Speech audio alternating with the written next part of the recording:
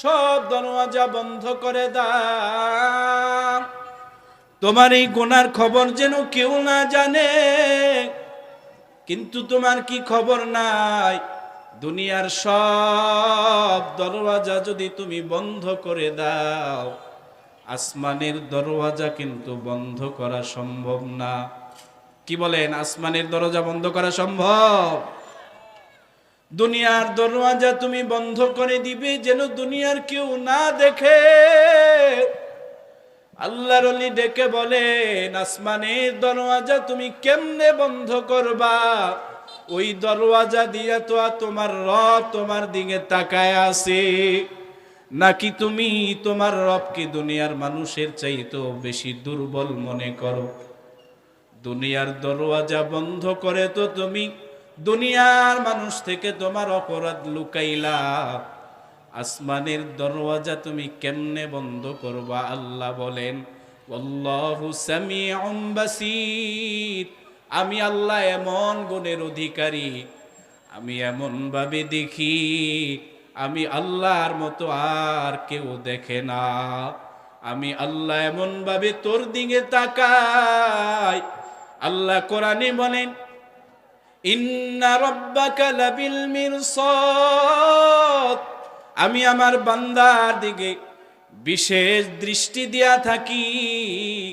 মিরসাদ শব্দের অর্থ মুফাসসিরিনে কেরামগণ লিখেন, ওই তীরন্দাজ শিকারী শিকার করার পূর্বে তার বন্দুকের নল বা ধনুকের নল তার টার্গেটের দিকে এমনভাবে তাক করে রাখে, বন্দুকের নল থেকে গুলি ছাড়ার আগে শিকারী তার শিকারের দিকে এমনভাবে তাকায়, নিঃশ্বাসটা পর্যন্ত ফেলে না, চোখের পলক ফেলে না, টার্গেট মিস হয়ে যেতে পারে। মুফাসসিরিনে কেরামগণ বলেন, মিরসাদ শব্দের অর্থ হলো আল্লাহ ওই শিকারীর মতো এমনভাবে তোদের দিকে তাকায় আছে, শিকারী যেমন শিকার টার্গেট করার জন্য নিঃশ্বাসও ফেলে না, চোখের পলকও ফেলে না, আল্লাহ কুদরতি দৃষ্টি দিয়া তোদের দিকে এমন ভাবে তাকায় আছে রে বান্দা, একবারের জন্য আল্লাহ কুদরতি দৃষ্টিকে বন্ধ করে না, তোদের দিকে তাকাইয়া তাকাইয়া দেখতেছে তোমরা কে কি করো, তোমরা কে ভালো কাজ করো আর খারাপ কাজ করো, সব কিছু আল্লাহর কুদরতি দৃষ্টি দিয়ে আল্লাহ সব সময় পর্যবেক্ষণ করতে থাকে। এজন্যে দুনিয়ার মানুষকে গোপন করার জন্য তুমি দুনিয়ার দরজা বন্ধ করে দিয়েছো, কিন্তু যে রব তোমার দিকে আসমান থেকে কুদরতি নজর দিয়ে তাকিয়ে আছে, ওই আসমানের দরজা তুমি কেমনে বন্ধ করবা? ওটা বন্ধ করার কোনো সুযোগ নাই। ওটা বন্ধ করে আল্লাহকে গোপন করে, আল্লাহকে গোপন রেখে অপরাধ করে বেঁচে যাওয়ার কোনো সুযোগ নেই। এই জন্য আল্লাহ রমজান দিয়েছেন লাআল্লাকুম তাত্তাকুন। রমজান তো তোমার এটাই শিখায়। রমজান শিখায় সুবহ সাদেক থেকে নিয়ে সূর্য ডোবা পর্যন্ত তুমি না খেয়ে থাকো, তোমার প্রচন্ড পিপাসা পেয়েছে, ক্ষুধা পেয়েছে, ঘরের ভিতরে কেউ নাই, তুমি চাইলে খাইতে পারো, চাইলে পানি পান করতে পারো, কেউ বাধা দিবে না। কিন্তু বান্দা তুমি কেন খাও না? দুনিয়ার দরজা তো বন্ধ, কিন্তু তোমার ভিতরে একটা বুঝ ঢুকে গেছে, দুনিয়ার কেউ যদি নাও দেখে, আমারে যে আল্লাহ বানাইছে, যে আল্লাহ বলছে রোজা রাখতে, সারাদিন না খেয়ে থাকতে, ওই আল্লাহ কিন্তু আমার দিকে তাকায় আছে। দুনিয়ার কেউ না দেখলেও আমার রব আমাকে দেখে। ঠিক ঠিক না? এটাই তো রমজানের শিক্ষা। আল্লাহ বলেন রমজানের 1 নাম্বার শিক্ষা হলো লাআল্লাকুম তাত্তাকুন, তাকওয়া অর্জন করা। ওই যে সারাদিন না খেয়ে থাকো, ক্ষুধার যন্ত্রণা, কেউ নাই ঘরের ভিতরে, পিপাসায় তোমার কলিজা শুকায়া গেছে, তুমি চাইলে এক ঢুক পানি পান করতে পারো, কিন্তু করো না। কারণ দুনিয়ার দরজা বন্ধ আছে বটে, আসমানের দরওয়াজা তো খোলা, আমার রব আমার দিকে তাকায় আছে। এটাই তো আল্লাহ শিখায় রমজানের মাধ্যমে। এই তাকওয়াটাই আল্লাহ শিখায়। আল্লাহ চায় আমার বান্দারা যেন তাকওয়াওয়ালা হয়ে যায়। বান্দা গুনাহ কেন করে, কখন মানুষ গুনাহের দিকে ধাবিত হয়? হাকিমুন নফস যারা, মানুষের নফস নিয়ে যারা গবেষণা করে, তারা বলেন মানুষ কখন গুনাহের দিকে ধাবিত হয়, তার অনেকগুলো অবস্থা, অনেকগুলো কারণ আছে। তার মধ্যে অন্যতম একটি কারণ হলো মানুষ যখন নিজেকে একা মনে করে এখন আমি গুনাহ করলে কেউ দেখবে না। এই মানুষ যখন নিজেকে এমন অবস্থায় মনে করে যে আমার গুনাহের খবর কেউ জানবে না, তখনই মানুষ গুনাহের দিকে ধাবিত হয়। মানুষ কখন গুনাহ করে? যখন মানুষ মনে করে আমার গুনাহের খবর কেউ জানবে না। স্বামী অন্য নারীর সাথে পরকীয়ায় লিপ্ত, মোবাইলে কথা বলে, তার ধারণা আমার এই কথা বলার খবর আমার স্ত্রী জানে না। আবার স্ত্রীও বলে তার ধারণা আমার স্বামী জানে না। উপযুক্ত মেয়ে বা ছেলে বেগানা নারী পুরুষের সাথে সম্পর্ক জড়িয়ে আছে, কথা বলে, তার ধারণা কেউ তো জানে না।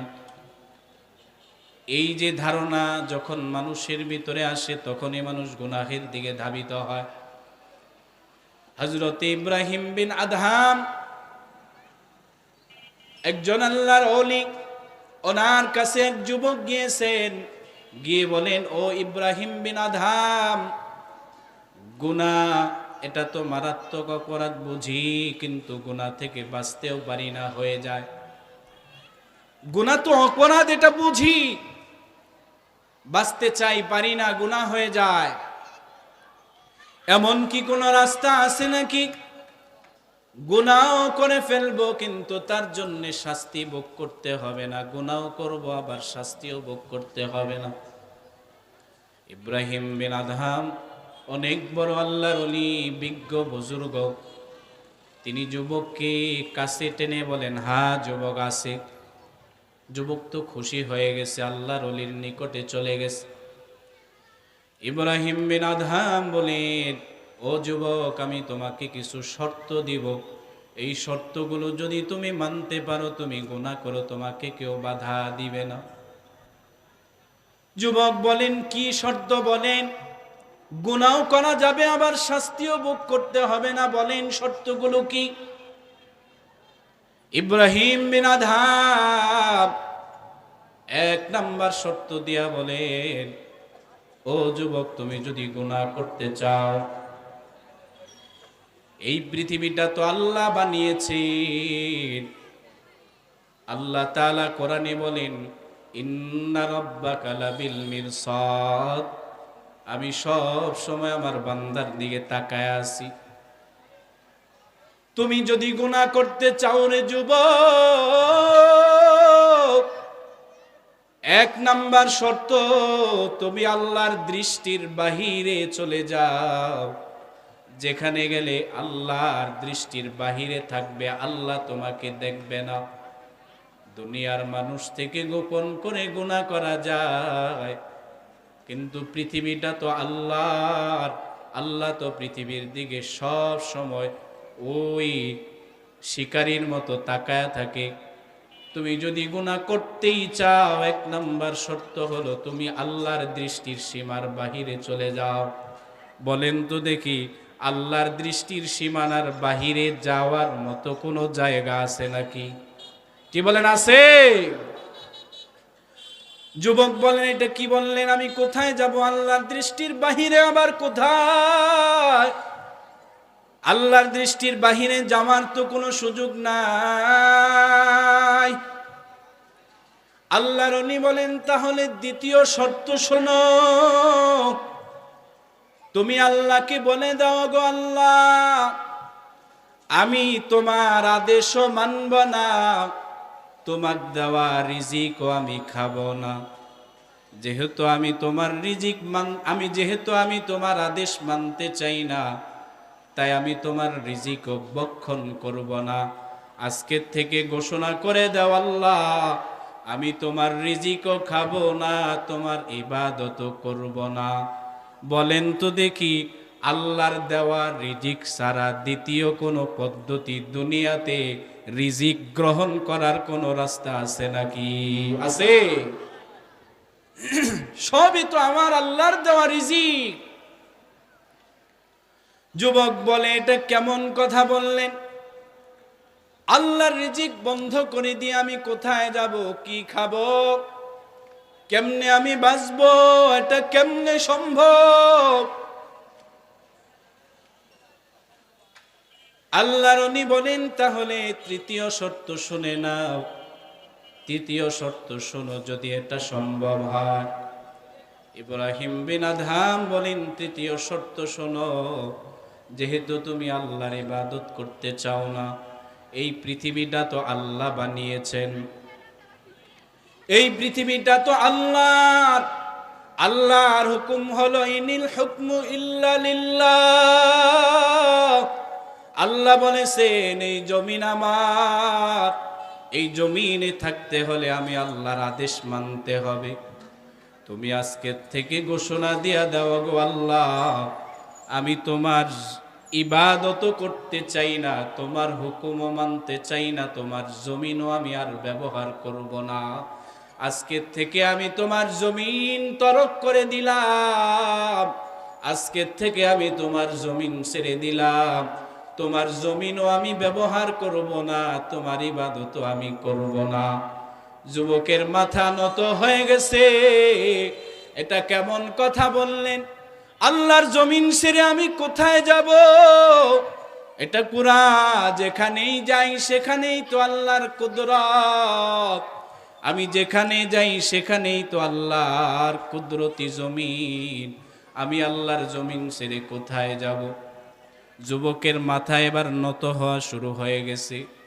আল্লাহর ওলি তারপরের শর্ত শোনায়া দেয়, ওরে যুবক, সারা জীবন কাটাইছো, ওই মায়ের গর্ভ থেকে পৃথিবীর জমিনে এসেছো, আজকে বয়স তোমার 30, 35, 40 হয়ে গেছে।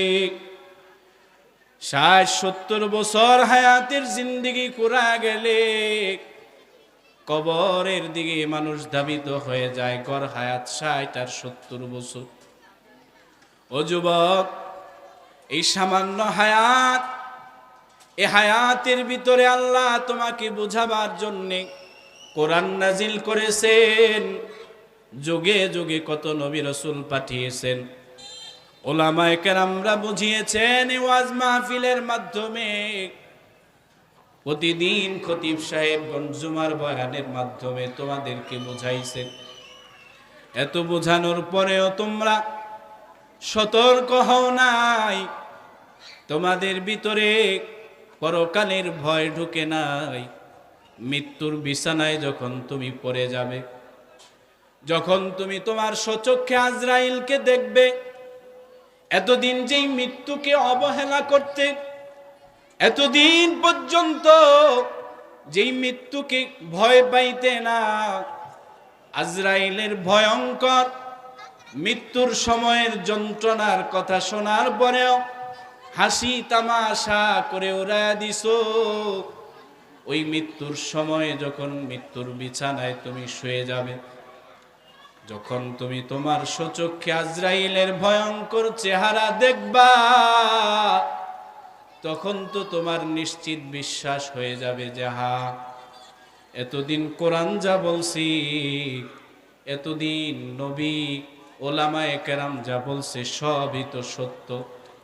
তখন তুমি আজরাইলকে বলবা, ওরে আজরাইল, মসজিদের ইমামের কথা আমার বিশ্বাস হয় নাই, কোরআনের কথাও বিশ্বাস হয় নাই, ওই যে ওয়াজ মাহফিলের মাধ্যমে ওলামায়ে কেরামরা বুঝাইছে আমি বুঝি নাই, এখন স্বচক্ষে আমি তোমারে দেখছি, বিশ্বাস হয়ে গেছে মৃত্যু সত্য।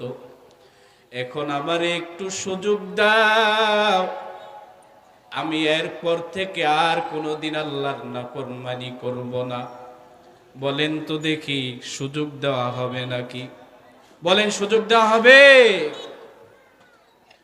যুবকের চোখ থেকে টপ টপ করে পানি পড়া শুরু হয়ে গেছে। ইব্রাহিম বিন আদহাম যুবকের কলিজায় এমন ভাবে আঘাত করেছেন, যুবকের চোখ থেকে টপ টপ করে পানি পড়া শুরু হয়ে গেছে। আল্লাহর ওলিকে জড়ায়া ধরে বলেন, ও আল্লাহর ওলি, আর বুঝতে বাকি নাই, আল্লাহ তাআলার সাথে নাফরমানি করলে বাঁচার কোনো রাস্তা না। যুবক তাওবা করে নিজেকে সংশোধন করে গুনাহ পরিহার করে ফেলেছে। তো এই রমজান আল্লাহ তাআলা আমাদেরকে দান করেছেন লাআল্লাকুম তাত্তাকুন। রমজান আমাদেরকে এটাই শিক্ষা দেয় যে তুমি সারাদিন না খেয়ে থাকো, কেউ দেখে না। তুমি চাইলে তো খাইতে পারো, কিন্তু কেন খাও না? কারণ আমার রব দেখে। বান্দা, এই বুঝটা যদি তোমার ভিতরে ঢুকে যায়, রমজান যদি এটা তোমাকে শিক্ষা দিতে পারে, তাহলে বাকি 11 মাস তোমার দরজা বন্ধ করে, যেমন তুমি গুনাহ করে তোমার দিলের মধ্যে ওই চিন্তা জাগ্রত হবে, রমজানে যেমন আমি খাই নাই, কেউ ছিল না, আমার রব দেখেছে, এই বিশ্বাসে, এই তাকওয়া যদি আমরা রমজানের রোজার মাধ্যমে, সিয়ামের মাধ্যমে, বিরত থাকার মাধ্যমে এই গুণ অর্জন করতে পারি, বাকি মাসগুলাতেও আমাদের দিলের মধ্যে এই বুঝ এসে যাবে, হ্যাঁ আমি গুনাহ করলে দুনিয়ার কেউ দেখে না, কিন্তু আমার রব তো দেখে। আল্লাহ এই রমজানের মাধ্যমে আমাদেরকে এই বুঝ অর্জন করার তৌফিক দান করুক। সবাই বলি আমিন।